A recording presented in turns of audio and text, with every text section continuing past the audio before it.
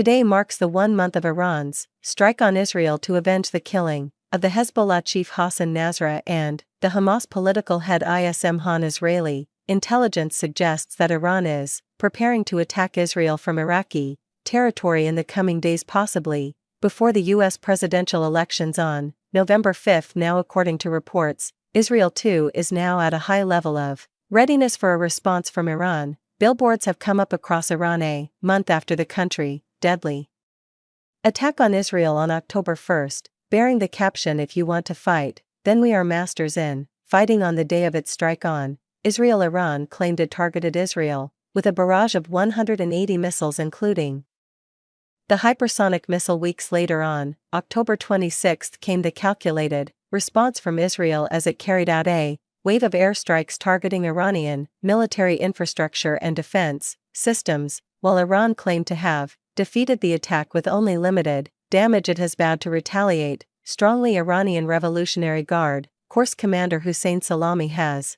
warned that Iran's response would be different from any scenario Israel might expect, claiming that Israel made a mistake by attacking Iran last week. Sources have told Beyond that ahead of the Iranian response to Israel, Iran's foreign minister will lead Iran BR's outreach to neighboring countries in person. He is expected to embark as early as next week.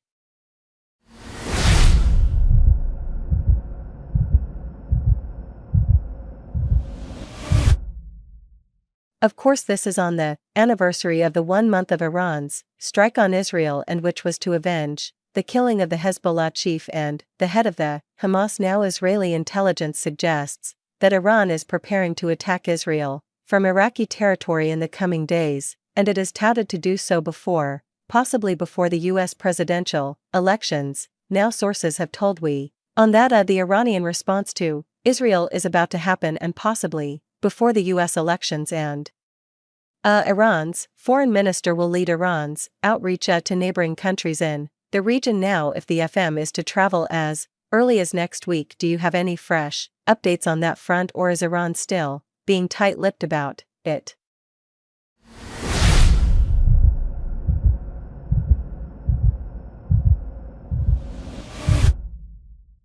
Well, Iran is indeed quite tight-lipped about it. What we know is that, what we understand in fact is that his travel is to start somewhere either on Sunday or on Monday. That's what sources have revealed to 6 on that before the Iranian response to Israel, which has now been authorized from the highest of the Supreme Council.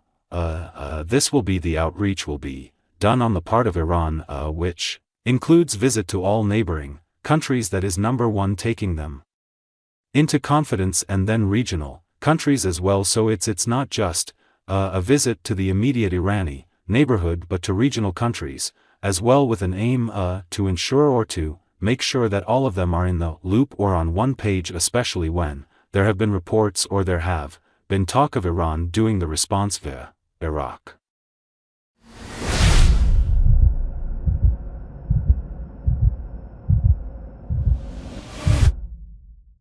When we spoke earlier in the day, you also told us how Iranian officials had spoken to counterparts in Saudi Arabia. If you could just explain to us how of Saudi features in this mix, because after the China brokered a perma between the two countries, and of course this was to restore the diplomatic ties between the two, and the fact that the Biden administration has been trying to broker a peace deal between Saudi Arabia and Israel. So where do you see Saudi feature in this mix?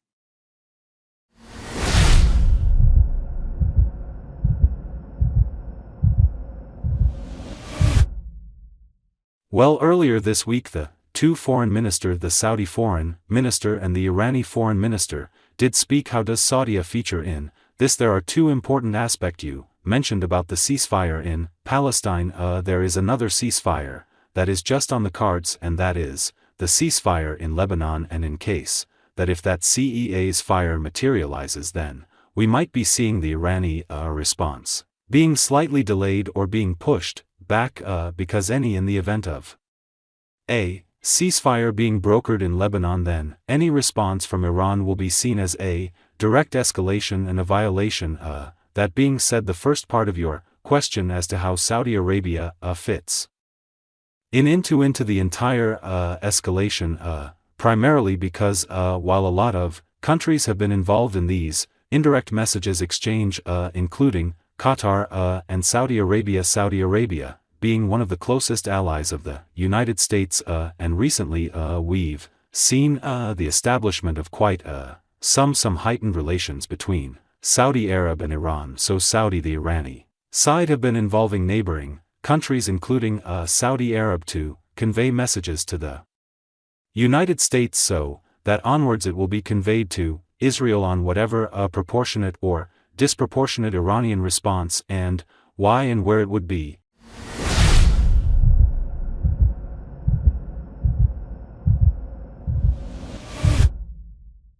Thanks for watching this video.